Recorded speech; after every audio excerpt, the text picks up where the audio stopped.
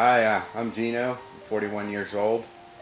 Um, the reason why I came to get my back adjusted is, well, for several months I've been having tingling in 3 fingers on my left arm and a numbness. And it was waking me up several times at night. It wasn't, it wasn't painful, it was just more irritating than anything.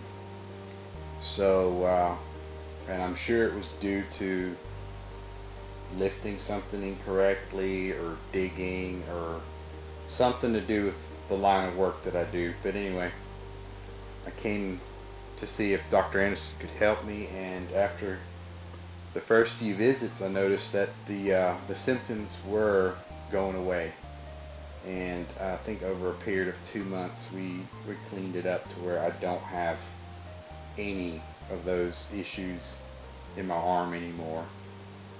And it's been good to be able to go to sleep and not wake up and have to shake my arm out 3 or 4, 5, 6 times a night, because my arm's tingling for whatever reason it was. I think it was the inflammation in between a couple of vertebrae that were pinching a nerve.